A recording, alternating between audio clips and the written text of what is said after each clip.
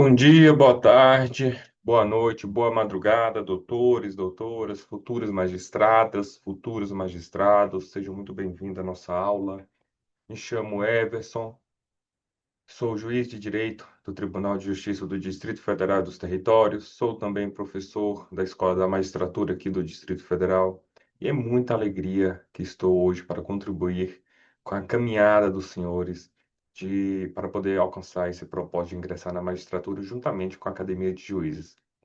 Nosso trabalho aqui, senhores, é de colaborar com os senhores com conteúdo de forma objetiva e clara. Todos aqui sabem que concurseiro não tem tempo a perder e nosso foco principal é realmente trazer o que importa aos senhores, tá? Compreensão da matéria, um bom desempenho em concursos públicos, sem atalhos, né? Porque não tem temas que temos que dar uma aprofundada, e também sem superficialidade. Somado às aulas aqui que os senhores assistem, é muito importante estudar com direcionamento, com compreensão do conteúdo e dos temas que podem ser cobrados e como são cobrados nas provas, tá? Então, esse é o meu trabalho aqui com os senhores, juntamente com a Academia de Juízes, aí, um cursinho muito bom, muito bem estruturado. E como os senhores bem sabem, já notaram, todo momento aí sai edital de concurso, magistratura, Ministério Público, carreiras gerais, carreiras jurídicas em gerais. E por isso é muito importante manter um estudo sólido, um estudo constante, seja por nossas videoaulas, seja pelo material em PDF. As videoaulas aqui é interessante os senhores assistirem ela para ter um domínio maior do conteúdo, com a explicação dos professores, e também pode ser feito da seguinte forma, quando os senhores estiverem fazendo as tarefas de casa, academia, correndo, uma atividade que não seja estudar, pode colocar ali a videoaula numa velocidade maior, e assim os senhores acabam revisando o conteúdo, porque na videoaula a gente traz apenas os pontos mais importantes ali do conteúdo, beleza? Sem perder mais tempos, vamos ao que interessa. Hoje nós teremos aula de lei penal, vamos falar sobre as suas características, fontes, interpretação, lei penal no tempo, no espaço, tempo e lugar do crime e limitações da lei penal, ok? Como os senhores também já sabem, podem tirar dúvidas aí através do WhatsApp ou através do e-mail. Eu também, em nome da Academia de Juízes, me coloco à disposição dos senhores, tá? Pode mandar um e-mail lá, WhatsApp, que que depois eu respondo aos senhores, tá? Eu ou o pessoal da Academia de Juízes, sem problema nenhum, pessoal. Outra coisa que eu queria falar com os senhores é aos que queiram, né? Podem me seguir lá no Instagram. Vou compartilhar a tela aqui. Meu Instagram é Everson Teixeira Borges, tá? É só adicionar lá que eu vou aceitar os senhores. Sem maiores delongas, vamos ao que interessa, que é a aula, tá bom? Lei Penal. O que é a lei penal? Lei penal nada mais é do que uma lei editada pelo órgão constitucionalmente previsto pelo legislador, Congresso Nacional, e ela então traz a previsão de um crime e comina a pena também. Outra questão que tem que ser analisada na lei penal é as suas fontes. O que seriam as fontes? É o nascedouro ali do direito. Então, no direito penal, as fontes do direito penal se dividem, tá, pessoal? Vamos primeiro falar da criação dela, tá? E depois da manifestação prática das fontes. Temos as fontes materiais, substanciais ou de produção, e também temos as fontes formais, cognitivas ou de conhecimento. As fontes materiais ou de produção, o próprio nome já nos ajuda aqui. O que seria isso? É a fonte de produção, é onde nasce o direito penal. Então, onde nasce, professor? Nasce na União, pessoal. A União que tem a competência legislativa para editar essa lei penal lá no artigo 22, inciso 1. Somente a União, em regra, tá? Então, em regra, somente a União. Contudo, os estados podem legislar sobre o direito penal com dois requisitos. O primeiro é se for interesse específico do estado, e o segundo requisito é se a lei complementar da União autorizar os estados a legislar sobre essa questão específica do estado, ok? Então, temos esses dois requisitos para o Estado legislar. Então, não esqueçam, em regra, a União, exceção, os Estados podem legislar aí sem nenhum problema, desde que cumprir esses dois requisitos previstos no artigo 22, parágrafo único da Constituição Federal. Ok? Agora, com relação às fontes formais ou fonte de conhecimento, ela se refere à aplicação prática do direito penal, é a materialização ou a exteriorização do direito penal, tá? A doutrina divide-se em duas fontes aí, subespécies, né, das fontes formais. A doutrina clássica entende que a fonte formal imediata é apenas a lei, somente ela e mais nada, e as fontes mediatas, fontes formais mediatas, são os costumes e princípios gerais do direito. Isso é a doutrina clássica, tá, pessoal? Temos também a doutrina moderna, que entende o seguinte: são fontes formais imediatas à lei principal. Então, com relação à lei, não tem discussão na doutrina clássica ou moderna, mas na moderna entende que a fonte fontes formais imediatas. Fontes formais imediatas é a lei, a Constituição Federal, os tratados internacionais de direitos humanos, a jurisprudência, os princípios e atos administrativos. A doutrina, por sua vez, são considerados uma fonte formal mediata, tá? Isso tudo dentro do conceito da doutrina moderna, pessoal. Os costumes são considerados fonte informal do direito penal, tudo bem? Então, não confundam. Doutrina clássica, fonte formal imediata apenas a lei e fonte formal mediata costumes e princípios gerais do direito. Já para a doutrina moderna, a fonte formal imediata é a lei, Constituição Federal, tratados internacionais de direitos humanos, a jurisprudência, os princípios e os atos administrativos ali que se inserem nas normas penais em brancos. E a doutrina também entende que os costumes são fonte informal do direito penal. Tudo bem, pessoal? Outra coisa, professor, e se vier na questão falando o seguinte: lei complementar criou um tipo penal? Pode, porque na Constituição Federal fala que apenas é lei, e quando a Constituição fala que é lei, subtende-se que é lei ordinária. Para ser lei complementar, tem que estar específico na Constituição. Então tá, pessoal, vamos lá. Eu pergunto aos senhores: lei complementar criou um tipo penal. Essa lei complementar é válida ou não? Pessoal, é válida, tá? Embora a Constituição Federal não exija uma lei complementar, mas a sua utilização para criar um tipo penal não torna a lei inconstitucional, tudo bem? Acontece que ela será recebida aí com status de lei ordinária, tá?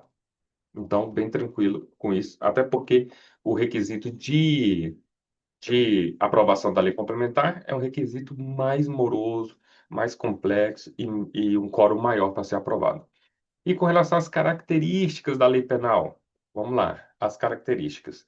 Eu gosto de usar sempre mnemônicos, porque mnemônicos acaba auxiliando a gente aí na decoração, né, no decoreba de concurso público, tá bom, pessoal? Mnemônico que eu falo para os senhores é o chamado IGEI. IGEI. I de imperatividade, porque a lei é imposta a todos. Em regra, vamos estudar as exceções ao final da aula, tá? O G de generalidade, porque todos devem acatar a lei penal, inclusive os inimputáveis, se for menor de idade, aplica-se o ECA, então incide o ato infracional análogo a crime, e se for inimputável em razão de alguma doença mental, aplica-se as medidas de segurança, internação ou tratamento ambulatorial. A letra E de exclusividade, porque somente a lei, somente, e nesse caso não é pegadinha de concurso, somente a lei define crimes e comina penas. E a outra letra aí é de impessoalidade, porque se dirige abstratamente a fatos futuros e não a pessoas determinadas, tá? Então temos aí as características da lei penal: exclusividade, imperatividade, generalidade e impessoalidade. Não se esqueçam das características, porque é muito importante aos senhores, tá? Dando continuidade, os costumes. O que é o costume? Costume nada mais é do que um comportamento reiterado ali na crença fielmente de que esse comportamento é obrigatório naquele âmbito, tá?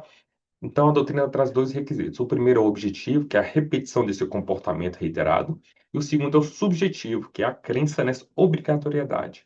Pessoal, muito importante: o costume não cria crime e não comina pena, somente a lei, ok? Só a lei pode fazer isso e nada mais. Costume incriminador é possível? Não, não é. Acabei de falar que não pode, tá bom? E temos aqui algumas espécies de costumes que é trabalhado na doutrina. Temos os costumes secundum legem, ou costume interpretativo, secundum legem, segunda lei. Ou seja, esse costume ele traz um auxílio ao intérprete do direito para ele fazer uma interpretação da lei penal, tá? O exemplo que a doutrina traz é do ato obsceno, do artigo 233 do Código Penal. O ato obsceno em determinado país pode não ser crime, em outro país pode ser crime, né?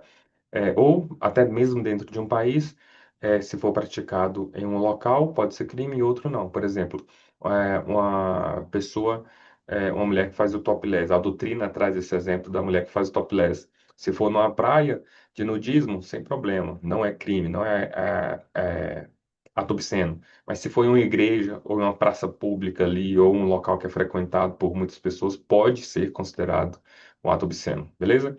Temos então o segundo costume, que é o costume contra a lei, ou um costume negativo, né? Contra a lei, o próprio nome já fala que é contra a lei, mas esse costume contra a lei não revoga o tipo penal, tá bom? É somente a lei, reforça aos senhores. Um exemplo que a doutrina traz é a contravenção penal do jogo do bicho. Também é chamado de desuetudo, ou seja, quando cai em desuso, tá? E o terceiro costume, temos o costume praeterlégio, o costume integrativo. É usado na lacuna da lei, apenas para favorecer o agente. Então, veja bem, com o costume praeter lege é diferente do costume secundo lege. O secundo lege, ele é um costume interpretativo, tá? Ele tem a lei e ele faz uma interpretação. Agora, o costume praeter lege é quando tem uma lacuna na lei e aí usa-se esse costume para favorecer o agente. É vedado, pessoal, o costume que traz prejuízo ao acusado, tá bom? Vamos adiante. Já falei para o senhor que o costume não revoga a lei, mas traga o que duas correntes. A primeira corrente, que é minoritária, entende que o costume pode revogar a lei, porque o costume que caiu em desuso aí não traz, então, ofensa ao interesse social e seria o fundamento, o princípio da adequação social. E a outra corrente, que é a corrente majoritária, entende que não existe costume abolicionista, que somente a lei pode fazer isso e não o costume. Em resumo, então, pessoal, nessa primeira parte da nossa aula, fonte material é quem pode criar o direito penal, certo? A regra é a União, com exceção dos estados, como já falei aos senhores, se a lei complementar autorizar e se for questão específica. Já as fontes formais dizem respeito à manifestação do direito penal, tá? Na parte mais cobrada dos concursos, vocês precisam ter atenção a quatro principais ideias aqui. A primeira é que a lei é a única fonte formal incriminadora. Só ela pode criar crimes.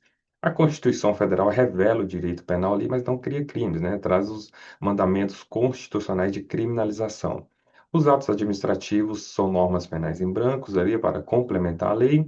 Os costumes não criam crime, reforça essa parte porque é muito importante. Embora os costumes tenham aí uma interpretação bem relevante na aplicação do direito penal. Vamos agora para a parte da interpretação da lei penal. Interpretar nada mais é do que buscar o conteúdo da lei, o seu alcance, o seu resultado. Não se confunde a interpretação da lei com a interpretação do legislador. Ou seja, não se confunde interpretar a lei para buscar a vontade da lei, a mens legis, isso diferencia de interpretar a lei para buscar a vontade do legislador. A interpretação da lei deve sempre buscar a mens legis, a vontade da lei.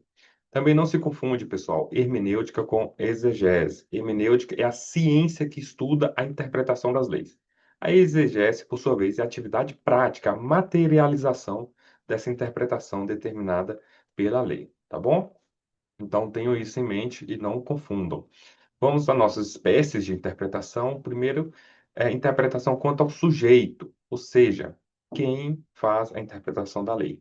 Temos a interpretação autêntica ou legislativa.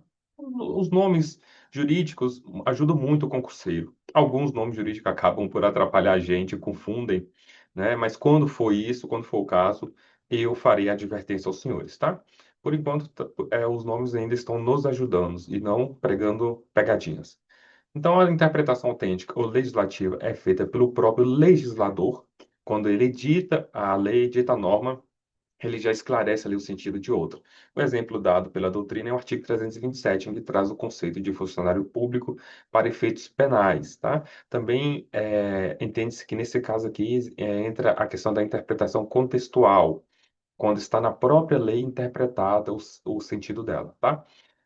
A outra espécie é interpretação doutrinária ou científica, que é feita pela doutrina, ou seja, pelos estudiosos do direito, no caso nosso do direito penal, são os doutrinadores, e o exemplo que é indicado é a exposição dos motivos do Código Penal, que não integra a parte normativa da lei. Temos também, por fim, a terceira interpretação quanto ao sujeito, que é a interpretação judicial ou jurisprudencial, que é feita por magistrados ou tribunais. Por exemplo, quando eu estou lá na minha função jurisdicional, estou julgando o processo e vou interpretar a lei e faço uma interpretação minha, claro, baseada na Constituição.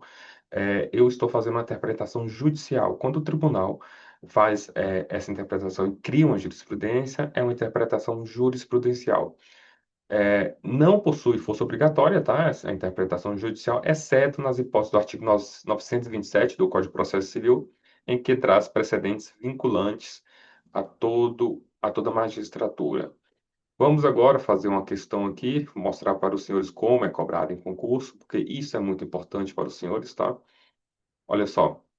Questão. Interpretação contextual. Lembra que eu falei delas para os senhores? A interpretação contextual é realizada dentro do próprio texto elaborado, como no caso do artigo 327 do Código Penal, que explica o conceito de público para fins penais. Quem quiser, dá uma pausa no vídeo aí para ler com calma a questão, mas pessoal, essa questão está correta, tá bom? Certinho, está redondinho o conceito da interpretação contextual que está dentro da interpretação autêntica ou legislativa.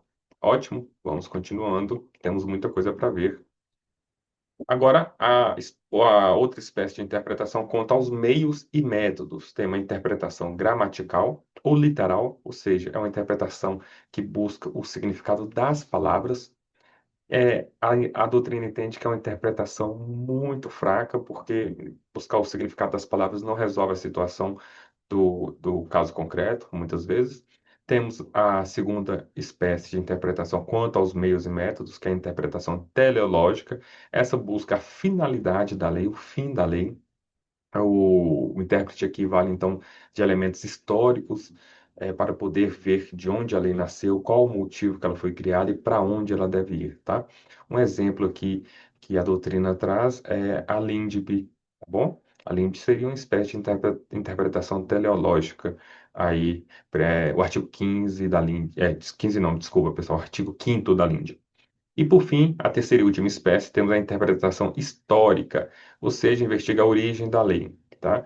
O exemplo que a maioria da doutrina traz é a Lei Maria da Penha, que não é compatível com os institutos despenalizadores, tá bom? Temos também a interpretação sistemática, e a interpretação sistemática, ela exige aí uma leitura em conjunto, é um sistema, como se fosse um sistema. Você faz uma leitura conjunta da lei em vigor e também dos dispositivos e faz essa interpretação de todas elas juntas, tá? Continuando agora, vamos passar para outra espécie de interpretação, agora será a interpretação quanto ao resultado. Quanto ao resultado, ela pode ser declaratória, ou declarativa, dependendo aí da doutrina, e isso ocorre quando a lei está em perfeita harmonia com o seu texto, né? A vontade da lei e o texto dela estão em harmonia, então apenas se declara ali de forma bem simples a vontade da lei. Temos a interpretação extensiva. Aqui é quando a lei fala menos do que ela queria. Ao interpretar a lei, o jurista entende que a lei queria falar mais, mas as suas palavras, a sua gramática foi infeliz e trouxe um sentido menor. Então faz uma interpretação extensiva, amplia o sentido da lei, tá? Porque a lei disse menos do que ela queria dizer. Temos também a interpretação restritiva, ou seja, aqui é ao contrário. É quando o jurista entende que a lei falou mais do que ela queria dizer, então restringe o alcance da lei e diminui, então, a aplicação efetiva dela. Tá bom, pessoal? Com relação à interpretação extensiva, vamos fazer um paralelo mais à frente com a interpretação analógica e analogia. Não se preocupem, tudo de forma a facilitar a compreensão dos senhores, tá? A gente está aqui, eu juntamente com a Academia de Juízes, para contribuir e tornar mais fácil mais fácil não, né, pessoal? Vamos ser sinceros, menos difícil esse alcance da magistratura e carreiras jurídicas em geral. Vamos lá, interpretação progressiva. Aqui na interpretação progressiva, temos que adaptar, então, o texto legal à realidade atual, ou seja, evitar reformas legislativas constantes. Então, a gente faz essa interpretação adaptativa progressiva, ou seja, ela se adapta ao conteúdo social atualmente. O exemplo é o ato obsceno. Antigamente, o ato obsceno era dado como eh, violador das regras sociais em um determinado contexto, por exemplo, andar com as pernas de fora, andar sem camisa no meio de um local público. Isso sim, pessoal, antigamente mesmo, né? Lá no início do Brasil, na colônia.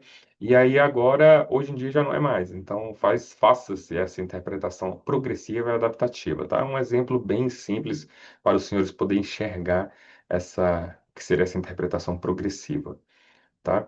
Vamos agora para uma questão também, para os senhores ver como é cobrada aí em concurso público. É muito importante esse paralelo. Deixa eu compartilhar aqui. Foi. Questão. A interpretação, cadê aqui? A interpretação evolutiva é a forma de interpretação que, ao longo do tempo, vai se adaptando às mudanças políticos, sociais e às necessidades do momento, como no caso da aplicação do crime de ato obsceno, previsto no artigo 233 do Código Penal, em que no passado se entendia que condutas como beijo lascivo se enquadravam em tal delito, mas, no presente, devido à maior liberdade sexual, entende-se que o beijo lascivo, por si só, ainda que praticado em via pública, não configura crime. Essa é uma questão bem complexa, porque, é, veja bem, o STJ recentemente entendeu que o beijo lascivo, a depender do contexto, pode configurar estupro, né? Teve um julgado do STJ. Mas no gabarito dessa questão de concurso público foi dado como correto, pessoal. Então tem que ter muito cuidado na hora de responder as questões. O examinador faz muita pegadinha com os senhores, então por isso é importante manter o estudo atualizado, importante manter as videoaulas em dias e esse constante contato com o cursinho da Academia de Juízes e também com o professor que vos fala aqui. Todos nós estamos aqui reunidos para auxiliar o senhor da melhor maneira possível, tá? Vamos lá, então, continuando a nossa interpretação da lei penal, temos a interpretação analógica ou intralegem, né? Essa interpretação é muito importante. Na interpretação analógica, o legislador ele constrói uma fórmula casuística para o intérprete. Ou seja, o legislador dá alguns exemplos e, em seguida, abre o leque para alcançar outras hipóteses que ele não conseguiu prever de forma imediata, tá bom? Um exemplo aqui seria no homicídio lá. Em uma das qualificadoras está lá. O homicídio é qualificado quando for cometido por paga ou promessa de recompensa ou outro motivo torpe. Então, paga ou promessa de recompensa é motivo torpe, mas aí a lei vem e traz uma forma casuística, ou seja, outro motivo torpe, o legislador abre. Então, essa é uma interpretação analógica, quando eu tenho a fórmula casuística, quando o legislador traz alguns exemplos, mas aí abre essa possibilidade para o intérprete, tá? É muito importante agora, pessoal, larguem tudo que estiver fazendo e prestem atenção aqui, por favor, larguem tudo. A interpretação analógica não se confunde com a analogia, tá? Na analogia, não há lei para o caso concreto, de modo que, na analogia, é uma integração, colmatação da norma, e não de interpretação. Então, não confunda interpretação extensiva, que eu falei para os senhores, com interpretação analógica e nem analogia. Recapitulando, a interpretação extensiva é uma forma de interpretação. Tem norma para o caso, mas amplia-se o alcance da palavra sem criar lei, tá? Então, aqui temos uma uma previsão uma previsão de interpretação de ampliação da lei, mas não cria ela, tá? Amplia-se o alcance da palavra. É, Essa interpretação pode ser feita tanto em Bonaparte como em Malamparte, tá? Então, tanto em favor como em prejuízo do réu, porque é apenas uma interpretação extensiva da lei. Por exemplo, a expressão arma ali no crime de extorsão, no artigo 158, parágrafo 1º. Já na interpretação analógica, é também uma forma de interpretação, tá? Existe norma para o caso concreto, só que o legislador abre o leque para o intérprete, para o jurista, lá no exemplo do motivo torpe que eu dei para os senhores, tudo bem? Também pode ser feito em favor ou em prejuízo do réu. Agora, cuidado, na analogia, não. A analogia não tem lei, não é interpretação. A analogia é uma forma de colmatação, de integração da norma e só pode ser feita em favor do réu, nunca em prejuízo do réu. Compreenderam, pessoal, a diferença? Não confundam essa parte, tá? Vou mostrar aqui algumas questões para os senhores, para a gente ver como é cobrado em concurso. Primeira questão é de juiz de 2022. Não se admite a analogia in malam partem para estabelecimento de norma penal incriminadora. Corretíssimo, pessoal. Analogia só em favor do réu, nunca em prejuízo. Segunda questão, delegado, 2021. A interpretação analógica, veja bem, interpretação analógica, consiste na aplicação ao caso não previsto em lei de lei reguladora de caso semelhante. E aí, pessoal? Tá certo ou errado?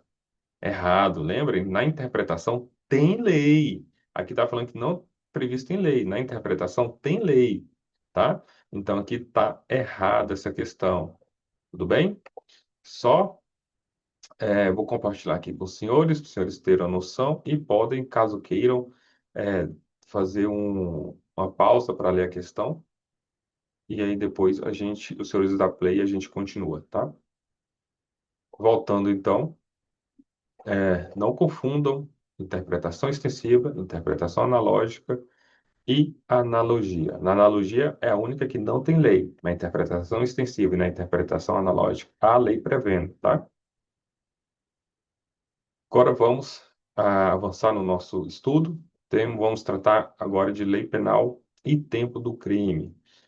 O ponto central aqui é poder identificar quando o crime é considerado praticado. A doutrina traz que no lugar do crime adota-se a teoria da ubiquidade e no tempo do crime adota-se a teoria da atividade, tá? Tem um mnemônico que é criado, vou compartilhar com os senhores, mnemônico aqui. Então, no lugar do crime, ubiquidade. Então, aplica-se o quê? O mnemônico chamado luta. L de lugar do crime, U de ubiquidade, teoria da ubiquidade. T de tempo do crime, e a de atividade, teoria da atividade. Então, lugar do crime, ubiquidade. Tá, tempo do crime, atividade. Então, bem difícil de esquecer, né? Esse mnemônico, tudo bem? Vamos então avante, teorias sobre o tempo do crime. Temos a teoria do resultado, teoria da ubiquidade, vimos que essa é adotada, né, para o lugar do crime, e teoria da atividade, que é essa adotada para o tempo do crime. Na teoria do resultado, ou também chamado de teoria do evento, o crime é considerado praticado no momento do resultado. Na teoria da ubiquidade, que é o lugar do crime, considera-se praticado o crime no momento da ação ou do resultado. Tudo bem? E na teoria da atividade, que é adotada no tempo do crime, é considerado praticado o crime no momento da conduta. Essa é a teoria adotada pelo Código Penal lá no artigo 4º, que considera-se praticado o crime no momento da ação ou omissão. Isso, pessoal, lembrando, teoria da atividade, ela é aplicada para o tempo do crime, tá bom? E por que isso é importante? Porque a gente tem que saber quando o crime é praticado para saber quais as leis, quais institutos, quais benefícios são aplicados ao réu. Tudo bem?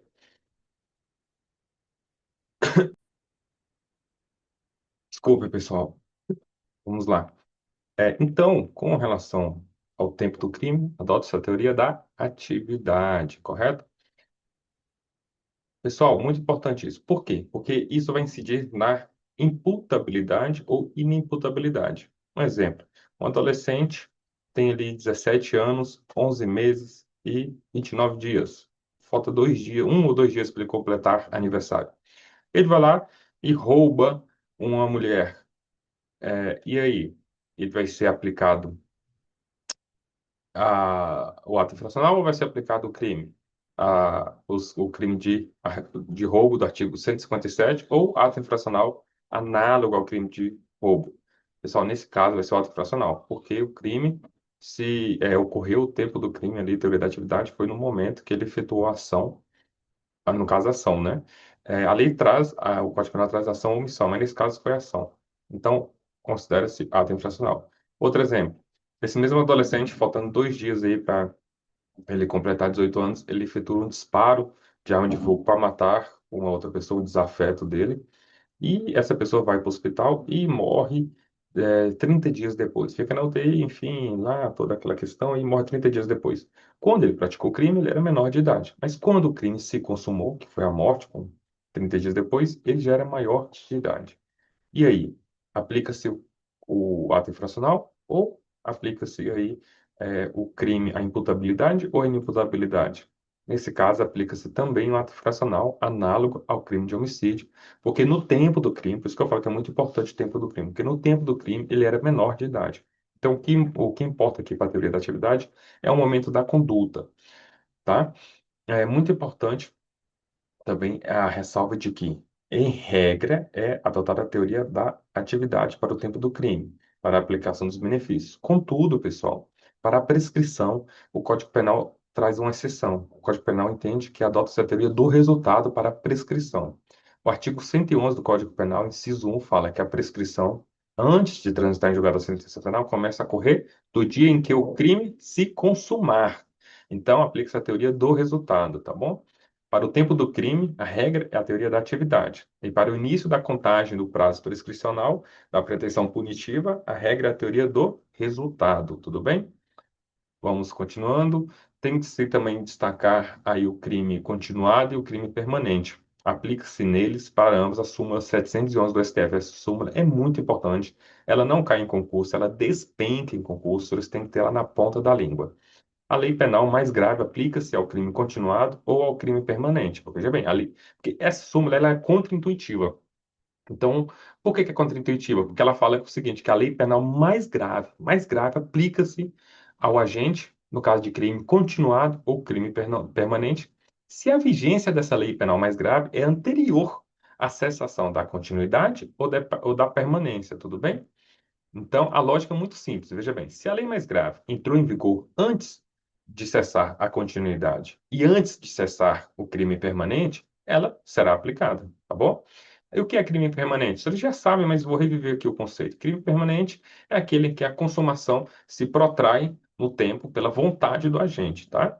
E o crime continuado é aquele crime que são vários crimes da mesma espécie e que, por condições de tempo, lugar, maneira de execução e outras semelhantes, os crimes são havidos como uma continuidade, ou seja, os crimes subsequentes são tratados como continuidade do primeiro. Lá no artigo 71 do Código Penal, tal o conceito de crime continuado. O exemplo aí do crime continuado são furtos, ou a pessoa quer roubar, quer furtar, melhor dizendo, quer furtar R$ 500 do supermercado, e em vez dela furtar os R$ 500 de uma vez, ela divide essa execução dela em 10 furtos de R$ 50. Então, ao final, é considerado um furto só, tá? Isso é por ficção jurídica e se no decorrer desses 10 furtos tem um acréscimo ali no preceito secundário, um acréscimo na pena, então aplica-se a pena mais grave, porque a pena mais grave entrou em vigor antes da cessação da continuidade delitiva, tudo bem? Bem simples a lógica, então tenha em mente essa súmula, porque a súmula cai muito em concurso, despenca mesmo, pessoal, muito, muito, e muitas vezes traz aí uma redação que confunde a gente. Como prova da redação que confunde a gente, eu vou compartilhar com os senhores aqui duas questões de concurso público.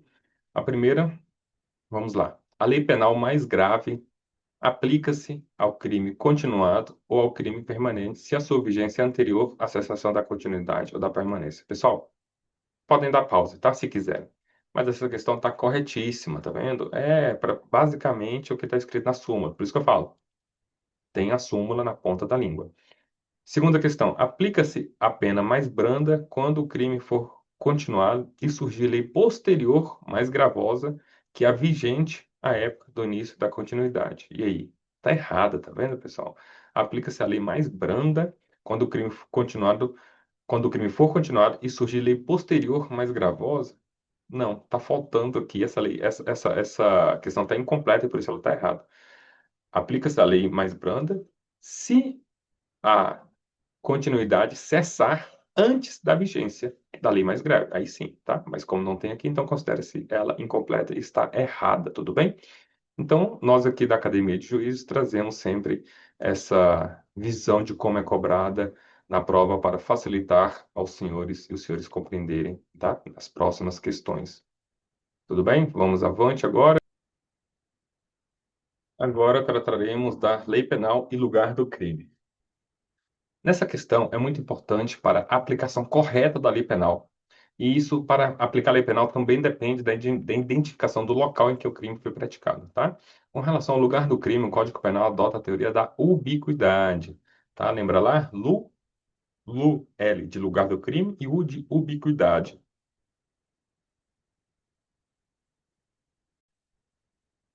Super, pessoal, estou um pouco resfriado. Vamos dar continuidade. Então, adota-se no lugar do crime a teoria da ubiquidade. Artigo 6º do Código Penal. Considera-se praticado o crime no lugar em que ocorreu a ação ou omissão, no todo ou em parte, bem como onde se produziu ou deveria produzir-se o resultado. Uma observação muito importante: esse artigo 6º aplica-se apenas aos crimes à distância ou crimes de espaço máximo, ou seja, quando a conduta e o resultado ocorrem em países diferentes, tá bom? Então, em razão da soberania, um país não pode retirar do outro o direito de apurar o delito e aplicar sua pena. Um exemplo para facilitar. Imagine que José atirou em João no Brasil, mas o resultado consumou-se no Paraguai. Os dois países são competentes para o processo e julgamento aí desse delito, tá? Então, podendo ser condenado tanto no Brasil como no Paraguai. Para evitar esse bis in idem de dupla condenação, o artigo 8 do Código Penal fala o quê? Que a pena cumprida no estrangeiro atenua a pena imposta no Brasil pelo mesmo crime, quando diversa. Então, se a pena for diversa, há uma atenuação, tá? No Brasil pelo mesmo crime. Ou nela é computada, há uma diminuição na pena quando a pena for idêntica, tá bom? Está lá no artigo 8º do Código Penal. Vamos dar continuidade à nossa aula. Agora vamos tratar de lei penal no espaço, né? O que é isso, professor? A ideia central aqui da lei penal no espaço é onde a lei penal brasileira se aplica e como o Brasil se relaciona ali com os outros países em matéria penal. A regra aqui é que aplica-se a lei penal no nosso país. Então, é a territorialidade prevista no artigo 15, desculpa, pessoal, artigo 5º do Código Penal, que é a regra geral, ou seja, aplica-se a lei penal brasileira aos crimes cometidos no território nacional, né? Mas temos aí exceções, como é a extraterritorialidade prevista no artigo 7º do Código Penal. E esse artigo 7º traz aí certas hipóteses em que a lei penal pode ser aplicada a crimes cometidos no exterior. Tudo bem? Temos aqui também o que a doutrina chama de passagem inocente, ou seja, quando o navio passa pelo território nacional apenas como uma passagem necessária para chegar ao destino, sem atracar aqui nos nossos portos. Nesse caso, não se aplica a lei brasileira, tá? Vamos dar continuidade. Há também a noção do território brasileiro por extensão, previsto lá no artigo 5º, parágrafo 1º do Código Penal. Basta os senhores darem uma lida lá, que fica bem fácil. A intenção nossa aqui não é ler artigo com os senhores, mas sim explicar, tá? O artigo 5º e parágrafo 2º também prevê a aplicação da lei brasileira aos crimes praticados a bordo de aeronaves ou embarcações. Um exemplo, dentro de uma aeronave brasileira, em solo francês, é cometido um crime lá de homicídio. A jurisdição será do Brasil, porque a aeronave é brasileira, tá bom? É considerada uma extensão do território brasileiro. Fácil de compreender, né? Com o nosso exemplo aqui. Então, aqui o foco passa a ser os crimes praticados fora do Brasil, tá? Na extraterritorialidade. Temos aí vários princípios, temos o princípio da personalidade ou da nacionalidade, que se divide na personalidade ativa e na personalidade passiva. A personalidade ativa, o que importa é o autor ser brasileiro, tá? O agente será punido de acordo com a lei brasileira, independentemente da nacionalidade da vítima e do bem jurídico. Está lá no artigo 7º, inciso 1, a linha D, e o artigo 7º, inciso 2, a linha B também do Código Penal. Já na personalidade passiva, o foco está na vítima, como o próprio nome nos ajuda aqui. Artigo 7º, parágrafo 3º, tá bom? Temos o princípio do domicílio, que seria o critério considerado o país em que o agente está domiciliado e não a nacionalidade. Artigo 7º, inciso 1, a linha D. Exemplo, um europeu que reside no Brasil, tá vendo, domicílio no Brasil, pratica um genocídio lá na África do Sul. Aplica-se a lei brasileira porque o Brasil é o local do seu domicílio. Temos também o princípio da defesa real ou da proteção, um ponto decisivo aí na ofensa de bem jurídico brasileiro. Pouco importa aqui a nacionalidade do agente e pouco importa o local do delito, tá? Artigo 7º, inciso 1, a linha A, B, C do Código Penal, ou seja, fica sujeito à lei brasileira, ainda que cometido no estrangeiro, um crime cometido contra a vida do presidente da República, por exemplo. A lógica aqui é o quê? A lei brasileira incide porque o interesse protegido é nacional, tudo bem? Vamos aqui, eu vou compartilhar com os senhores uma questão aqui de concurso público que foi da FGV para juiz. Vamos lá, deixa eu só compartilhar aqui, um minutinho, por favor. Aqui, ó. Sobre a aplicação da lei penal, de acordo com a doutrina e jurisprudência dominantes, é correto afirmar que ficam sujeitos à lei brasileira, embora cometidos no estrangeiro, os crimes cometidos contra a honra do presidente da República, pessoal. E aí? O que os senhores acham? Tá errado, tá vendo aqui? Errado, foi TJ Santa Catarina, tudo bem? Por que que tá errado, professor? Ora, olha lá no artigo 7º que eu falei para os senhores, né? Artigo 7º, inciso 1 do Código Penal. O que que fala lá? Essa aqui eu acho que vale a pena a gente fazer uma leitura para facilitar a compreensão dos senhores. Artigo 7º. Ficam sujeitos à lei brasileira, embora cometidos no estrangeiro, os crimes, inciso 1, a linha A, contra a vida ou a liberdade do presidente da República. Contra a honra não está previsto. Tá vendo, pessoal? Muito uma pegadinha, né? É, então, assim, os senhores têm que decorar mesmo, e a gente está aqui para fazer essa diferenciação, essas pegadinhas, a gente está aqui para mostrar para os senhores como são cobradas e como os senhores fiquem atentos para não cair mais nessa pegadinha, tá? Então, é contra a vida ou liberdade do presidente da República, tudo bem? Temos o princípio da representação, que também é conhecido como princípio do pavilhão ou da bandeira, previsto no artigo 7º, inciso 2, ou seja, crimes praticados em aeronaves ou embarcações brasileiras, mercantes ou de propriedade privada, quando em território estrangeiro e ali não sejam julgadas, tá? Então, nesse caso aqui, a aplicação da lei brasileira é subsidiária, ou seja, só quando ali não sejam julgados, quando no determinado país não é julgada, tá? Se o crime for praticado em aeronave ou embarcação pública brasileira ou a serviço do governo público, esse em princípio não entra em cena, porque aí incide o princípio da territorialidade brasileira por extensão, território por extensão, como a gente já viu agora há pouco, tá bom, pessoal? Outra observação importante, na extraterritorialidade, incide aqui a aplicação da lei brasileira aos crimes cometidos fora do Brasil, certo? Só que, observação, isso não se aplica às contravenções penais. Então, a extraterritorialidade funciona como exceção ao princípio da territorialidade, tá? E, lembrando, não se aplica às contravenções penais, apenas a crimes, tá? Vamos dar continuidade. Temos aí, dentro da extraterritorialidade, a incondicionada, artigo 7º, inciso 1. A lógica é o seguinte: a lei brasileira se aplica ao fato praticado no exterior, independentemente de condições posteriores, tá? E temos também a extraterritorialidade condicionada, ou seja, ela está condicionada a algumas situações, alguns cumprimentos previstos no artigo 7º, inciso 2 do Código Penal.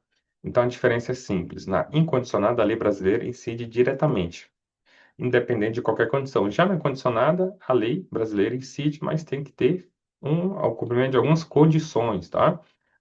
Não é de forma automática. Vamos aí para uma questãozinha do Enem, que caiu em 2024. Vou compartilhar com os senhores a tela aqui e os senhores podem dar o pause caso prefiram. Pierre, cidadão estrangeiro, praticou o delito de estupro em face de brasileira Marina, maior e capaz. O crime foi praticado em estado estrangeiro, onde há incriminação da conduta, tal como ocorre no Brasil. Passado algum tempo, como o autor do fato e a vítima retornaram ao Brasil, o Ministério Público ajuizou a ação penal pública incondicionada em face de Pierre, como incurso nas penas do delito de estupro. Sobre o caso narrado, não há o preenchimento das condições de aplicação da lei penal brasileira, pois ausente requisição do ministro da Justiça. Pessoal, completamente é correta a questão, tá? Completamente correta a questão, justamente porque aqui, ó, não há o preenchimento das condições de aplicação da lei brasileira, pois ausente requisição do ministro da Justiça. Vamos dar uma olhadinha para ficar bem mais compreensível para o senhor. Pessoal, isso tá errado não, tá correto, por quê? Porque, olha só, o Pierre é um cidadão estrangeiro. Então, lá no artigo 7º, parágrafo 3º do Código Penal fala o seguinte: a lei brasileira aplica-se também a um crime cometido por estrangeiro, tá vendo? Pierre é um cidadão estrangeiro, contra brasileiro fora do Brasil, que foi o caso aí. Se reunir as condições previstas no parágrafo anterior, do parágrafo 2º, e também está previsto o quê? Não foi pedida ou foi negada a extradição, e o caso aqui não teve informação de que não foi pedida a extradição, então a gente considera que não foi. E a letra B do parágrafo 3º fala que tem que existir a requisição do ministro da Justiça, tá?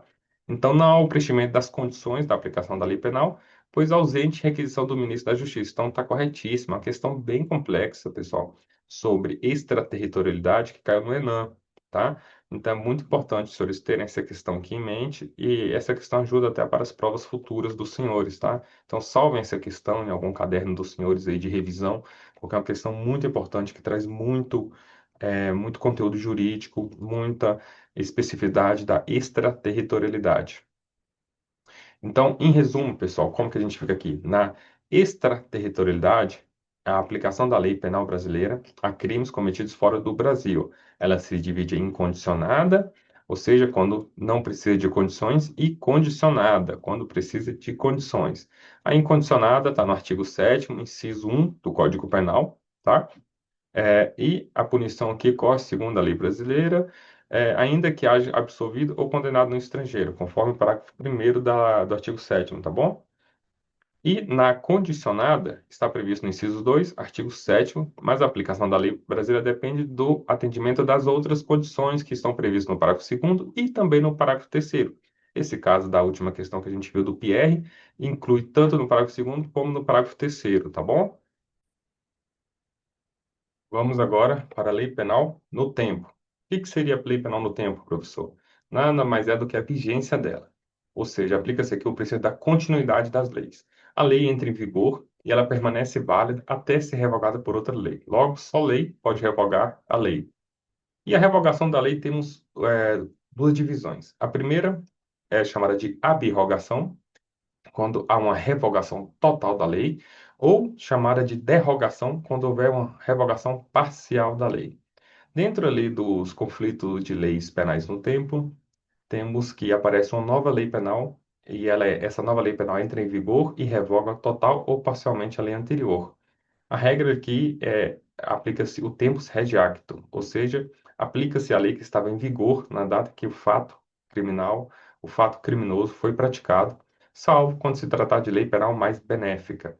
Então, a lei penal benéfica ela é dotada de extratividade. É um gênero, tá? A extratividade é um gênero que tem duas espécies, a retroatividade e a ultratividade. A retroatividade ocorre quando a lei nova volta no tempo para atingir fatos passados, fatos anteriores à sua vigência. Já a ultratividade é quando a lei continua sendo aplicada mesmo depois de revogada. Então, ela é ultrativa, ela vai para frente, tá bom? Quando a lei for a mais benéfica, ela pode tanto retroagir quanto ultragir, tá? Vamos agora, dando continuidade na Lei Penal do Tempo, tratar do abolício crimes, previsto no artigo 2º, quando prevê que ninguém pode ser punido por fato que lei posterior deixa de considerar crime, tá bom? Ou seja, é quando uma nova lei torna atípico o fato que antes era considerado fato criminoso, perde o caráter penal e possui aí como natureza jurídica a extinção da punibilidade, já lá no artigo 107, inciso 3. Extingue-se a punibilidade pela retroatividade de lei que não mais considera o fato criminoso, tudo bem? Então, a abolição crimes aparece como a causa extintiva da punibilidade, natureza jurídica. Temos aí uma crítica da doutrina relevante, que entende que, na verdade, abolir o crime seria uma causa de exclusão da tipicidade. Mas, como está no Código Penal, é uma causa de extinção da punibilidade, artigo 107, tá? Não confundam essa questão aí, a não ser que for em prova discursiva, os senhores têm que colocar a posição da doutrina, se caso a questão discursiva pedir. Turma, não confundir abolir crimes com novatio legis in melius, tá? A novatio legis in melius é quando uma lei nova torna a pena mais favorável ao agente. Então, aqui continua sendo crime, mas a situação do agente melhora de algum modo, seja por um atenuante, uma causa de diminuição de pena ou reenquadramento do fato típico, tá bom? Está previsto no artigo 2º, em que traz a expressão de qualquer modo, e esse de qualquer modo é entendido de forma ampla, tá bom? Então, não confundir essa novatio legis in melius com abolition criminis. Outra questão muito importante é se, durante o período de vacatio legis, ou seja, período entre a publicação da lei e sua entrada em vigor, pode ser aplicada a lei mais favorável ao agente ou não. Veja que a lei, durante a vacatio legis, não produz efeitos, mas tem corrente, que é minoritária, diz que sim, que mesmo durante o vacatio legis pode ser aplicada a lei mais favorável ao agente, porque não faria sentido impedir sua aplicação àqueles que já conhecem seu conteúdo. Porém, a corrente majoritária diz que não, justamente porque a lei vacatio não produz eficácia jurídica ou social. Logo, enquanto não entrar efetivamente em vigor, não pode ser aplicada, tá? Essa é a corrente majoritária. Pessoal, e a lei penal intermediária? Para a aplicação da lei penal intermediária, ela pressupõe pelo menos a existência de três leis penais. Veja bem, o fato foi praticado na vigência da Lei A. Durante a ação penal, durante o trâmite da ação penal, entrou em vigor a Lei B, que era mais benéfica. Já na prolação da sentença, entrou outra lei em vigor, a Lei C. A pergunta é: a Lei B, que foi a lei intermediária, pode ser aplicada? A resposta é sim, pessoal. O STF tem um julgado do recurso extraordinário 41.88.76 e entendeu que a lei intermediária pode ser aplicada, pois ela possui ao mesmo tempo retroatividade, porque volta para constar o fato praticado, e ultratividade, porque ela continua sendo aplicada mesmo depois de cessar a sua vigência, tá? Não confundir lei intermediária com lei com lex tertia, com lei terciária, com combinação de leis, tá? Combinação de leis é vedada pelo ordenamento jurídico. O Supremo Tribunal Federal não aceita, embora haja corrente minoritária que diz que sim, é possível a combinação de leis, porque não haveria violação à separação dos poderes, já que o juiz estaria transitando entre a previsão das duas leis. Já a primeira corrente, que é do Supremo Tribunal Federal e também do Nelson Grinha, fala que não pode ter combinação de leis porque isso viola o preceito da separação dos poderes. Ou seja, pode se aplicar a lei antiga inteira ou a lei nova inteira, mas as duas, fazer uma combinação entre as duas e criar uma terceira lei, isso é vedado. O exemplo é a lei de drogas, né? A antiga lei de drogas era mais benéficos em alguns pontos e a nova lei de drogas era mais benéficos em alguns outros pontos. Então não pode pegar os pontos mais favoráveis ao causado das duas leis e formar uma terceira lei. Ou aplica uma ou aplica outra, tá? Não tem essa de ficar somando só os pontos favoráveis, não. Dando continuidade, temos a lei temporária, que a lei temporária já nasce com a vigência pré-determinada no tempo, com prazo de validade expresso, tá? Tá lá no artigo 3º. E também a lei excepcional, que ela vigora apenas durante uma situação de anormalidade, uma situação que exige essa lei, tá? O ponto central aqui é que ambas as leis, tanto a temporária como a excepcional, são autorrevogáveis. Ela representa a exceção à ideia de que lei só se revoga por outra lei.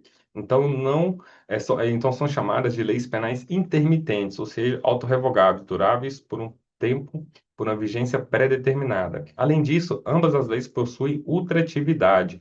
Mesmo depois de encerrar a vigência, pessoal, mesmo depois de revogáveis, autorrevogáveis que elas são, elas ainda continuam sendo aplicadas a fatos praticados durante o seu período em que estavam em vigor. Porque senão ela perderia o sentido útil, né? E não teria aquela força cogente que as leis penais têm em desfavor do agente crime, que pratica um crime, né? O agente ali criminoso. Vamos avançando, estamos terminando nossa aula. A lei penal em branco aqui. O que é a lei penal em branco ou a norma penal em branco? É aquela que possui uma estrutura de norma incriminadora, mas não pode ser aplicada sozinha, porque depende de um complemento. Então, a lei incriminadora aí tem um preceito primário, que é a definição da conduta criminosa, com as elementares, os verbos do tipo, e também o preceito secundário. O preceito secundário nada mais é do que a previsão da pena. A pena de 2 a 4 anos, por exemplo, ou de 1 a 4 anos no furto, ou de 6 a 20 anos no homicídio simples, tá? Então, a norma penal em branco, o preceito secundário dela é completa, a lei é completa, mas o preceito primário, que é os verbos do tipo, depende de complementação. Temos várias espécies de norma penal em branco, vou trazer aqui algumas para os senhores, tudo bem? Norma penal em branco homogênea ou lato sensu é aquela que o seu complemento tem a mesma natureza jurídica da norma penal a ser complementada, ou seja, o complemento vem de outra lei. Ela se subdivide em homovitelina, ocorre quando a norma penal e seu complemento estão contidos no mesmo diploma legislativo, tá? E, por exemplo, o artigo 304, ou seja, o complemento do artigo 304 está no Código Penal, tá bom? E temos a norma penal heterovitelina, quando a norma penal e seu complemento estão previstos em diplomas legislativos diversos. O exemplo é do artigo 169, parágrafo único do Código Penal, em que traz um complemento a ser buscado no Código Civil. Agora, a norma penal em branco heterogênea ou estrito sensu é quando a complementação dela vem de um ato administrativo. Isso não ofende o princípio da reserva legal, porque basta a lei penal descrever o conteúdo mínimo da conduta criminosa, tá? Não se confunde, então, a norma penal em branco heterogênea com o tipo penal aberto, tudo bem? Não há essa confusão, porque no tipo penal aberto, o complemento está na valoração do operador do direito. Já na norma penal em branco heterogênea, o complemento vem de fora da norma, de um ato administrativo, por exemplo, como é o caso do tráfico de drogas, né, que as drogas têm que estar previstas ali na portaria da Anvisa.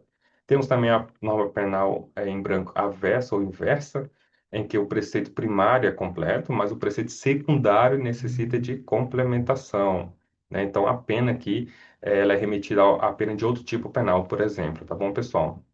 Mas aí, nesse caso, o preceito secundário obrigatoriamente tem que ser feito por outra lei, não por um ato administrativo, porque somente lei comina penas, então não pode ser um ato administrativo aí combinar penas.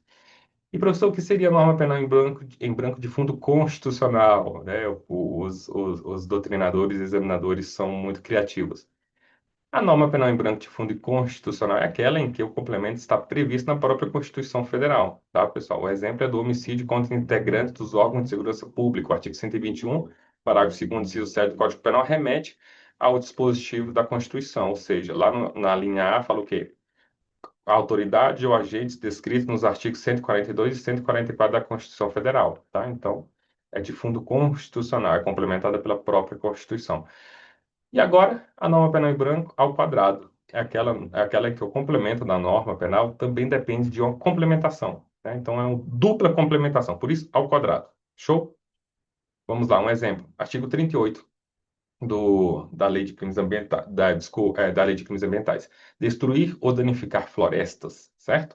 Aqui o conceito de florestas, considerado de preservação permanente, está no artigo 6º do Código Florestal. Então, veja bem, a Lei dos Crimes Ambientais prevê um tipo penal que precisa de um complemento que está lá no Código Florestal, no artigo 6º, certo? Só que, mas o conteúdo de complementação não para aí, porque o próprio Código Florestal ainda pode ser complementado por ato do chefe do Poder Executivo, nos termos do artigo 6º, em que considera-se ainda, isso é artigo 6º do Código Florestal, considera-se ainda de preservação permanente quando declaradas de interesse social por ato do chefe do Poder Executivo. Então, veja bem, o complemento do primeiro tipo penal do artigo 38 da Lei de Crimes Ambientais remeteu para o Código Florestal. Lá o Código Florestal pode falar o seguinte, ó, florestas pode ser prevista de forma exemplificativa, melhor falando para os senhores, por um ato do chefe do Poder Executivo. Então, veja bem, são duas normas que precisam de dois complementos, tá vendo? Por isso, norma penal em branco ao quadrado. Pessoal, encerrando nossa aula aqui bem rapidinho, por- porque eu já estou estourando meu tempo aqui, mas eu vou pedir desculpas aí para os senhores, só para a gente não deixar um conteúdo é, em aberto, mas deixar um conteúdo bem fidedigno para os senhores e pensando sempre no melhor aprendizado, tá? Vamos agora passar para a eficácia da lei penal em relação às pessoas. A regra é que todas as pessoas ficam sujeitas às leis penais, não se pode confundir privilégios com imunidades, né? Com privilégios com foro por prerrogativa de função, por exemplo, tá? Então, não pode confundir privilégio com prerrogativa de função. Por que isso? Porque algumas pessoas, em razão do cargo, não é um privilégio, é uma prerrogativa de função do cargo, para a garantia do exercício do cargo, não se sujeitam imediatamente à lei penal, tá? Exemplos são imunidades diplomáticas, prerrogativa de direito público internacional e alcança chefes do governo e do Estado estrangeiro. O exemplo aqui é o diplomata, que deve obedecer o artigo 121, não matar, né? Mas se ele praticar a conduta de matar alguém, ele não fica sujeito ao preceito secundário brasileiro, mas sim ao preceito secundário da lei do seu estado, tá? A imunidade diplomática não impede a investigação policial, ele continua sujeito à investigação, pessoal. Os agentes consulares têm imunidade funcional relativa, são imunes aos crimes cometidos em razão da função, tá? Então é bem diferente aí com relação à imunidade diplomática, os consulares. E também o outro ponto importante aqui é que o diplomata não pode renunciar pessoalmente à imunidade, porque a imunidade é do cargo e não dele. E quem pode renunciar a essa imunidade não é o diplomata, mas o país que ele representa, retirando a imunidade do diplomata. Temos também a nossa imunidade parlamentar aqui da nossa Constituição Federal. Temos a imunidade parlamentar absoluta, que está no artigo 53 e chamada também de imunidade material, né? Ou seja, os deputados e senadores são invioláveis civil e penalmente por quaisquer de suas opiniões, palavras e votos. Para o STF, essa imunidade material exclui a responsabilidade criminal, é uma atipicidade, tá? O que prevalece para o Supremo Tribunal Federal é atipicidade. Tudo bem? Temos a imunidade parlamentar relativa ou imunidade formal. Essa imunidade abrange qualquer crime praticado após a diplomação. O STF não depende mais de autorização aí depois da emenda constitucional 35 de 2001 para iniciar o processo, mas a casa respectiva pode sustar o andamento. Uma vez suspenso o processo, também fica suspenso a prescrição, tudo bem? O foro por prerrogativa de função, então, abrange apenas infrações penais comuns, não se estende às ações civis ou de improbidade administrativa, tá? O foro de prerrogativa de função apenas com relação a crimes e não relação a ações civis ou improbidade administrativas, tá bom, pessoal? Não se esqueçam. Também é importante lembrar que os inquéritos policiais criminais contra parlamentares não podem ser instaurados de ofício pela Polícia Federal. Tem que ser iniciativa do PGR e com supervisão do ministro relator do STF, conforme a PET 3.825 do Supremo Tribunal Federal, com exceção, pessoal, é uma ressalva muito importante aqui, a exceção da verdade, tá? Que, como em crimes contra a honra, quando oposta contra a autoridade com foro lá no STF, a instrução dessa exceção da verdade é feita por um juiz de primeiro grau, ou seja, por mim. Eu vou fazer a instrução, instruir essa exceção da verdade, ouvir testemunhas e julgar? Não, pessoal, julgar não, só vou instruir. Na hora de julgar, eu remeto ao Supremo, e o Supremo que tem a competência para julgar. Temos também a imunidade relativa à prisão, que também é chamada de incoercibilidade pessoal dos congressistas, e ela começa com a expedição do diploma, tá? Desde a expedição do diploma e não com a posse. Ela recai sobre a prisão provisória, seja ela temporária ou preventiva, exceto nos casos de prisão em flagrante por crime inafiançável, como exemplo, o racismo. Temos também a imunidade relativa ao processo, parágrafo 3º ao 5º do artigo 53 da Constituição Federal, e ela abrange crimes praticados após a diplomação dos parlamentares, tudo bem? Lembrando que eles podem sustar o andamento da ação penal pelo voto nominal da maioria absoluta de seus membros. Também o prazo é improrrogável de 45 dias. Se a suspensão for mantida, pessoal, esse prazo improrrogável de 45 dias é para análise, tá? E se essa suspensão for mantida, ela dura enquanto durar o mandato e a prescrição fica suspensa aí, tá? Essas imunidades que eu falei para os senhores, essas prerrogativas dos parlamentares federais também se aplicam aos deputados estaduais, por força da simetria, previsto no artigo 27, parágrafo 1º da Constituição Federal. E cuidado, hein? Para os vereadores não é assim, não. Veja bem, para os vereadores, eles possuem apenas imunidade absoluta desde que suas opiniões, palavras e votos sejam proferidos no exercício do mandato e na circunscrição do município. Então, aqui há dois filtros, tá? Nexo material e critério territorial. Os vereadores não têm imunidade formal, tudo bem? Eles não têm imunidade formal. Não esqueçam, tá bom? Além disso, de acordo com o Supremo, as constituições estaduais não podem estabelecer imunidades formal para vereadores. E não esqueça da súmula vinculante 45. A competência constitucional do Tribunal do Júri prevalece sobre o foro por prerrogativa de função estabelecido exclusivamente pela Constituição Estadual, tá bom? Se for estabelecido pela Constituição Federal, não, mas se for estabelecido pela Constituição Estadual, o foro por prerrogativa de função não fica aí, não se sobrepõe à competência constitucional do Tribunal do Júri, se for prevista exclusivamente pela Constituição do Estado. Tudo bem, pessoal? Pessoal, estamos encerrando aqui então a nossa aula. Agradeço imensamente a atenção, a presteza e a a participação dos senhores aí. Espero que tenham gostado da nossa aula. Mais uma vez, me coloco à disposição dos senhores. Recomendo que revisem o material de apoio aí em PDF que é fornecido pela Academia de Juízes, com muita atenção especial aos aspectos que mais costumam cair. Se precisar, revisem nossa aula. Podem assistir quantas vezes forem preciso. E estou à disposição dos senhores. Espero que os senhores alcancem o objetivo. Sei que não é fácil, eu passei por isso. Eu estudei 5 anos e meio até ser aprovado para juiz. Então, eu sei todas essas dificuldades, esses obstáculos que o concurseiro sofre nessa busca, mas confie no processo, confie nos senhores. Eu tenho certeza que os senhores são capazes. Tem que estudar muito e eu estou aqui juntamente com a Academia de Juízes para poder fornecer o melhor preparação para os senhores, focado nos pontos que mais caem e tentar aí, de alguma forma, encurtar essa aprovação, tá?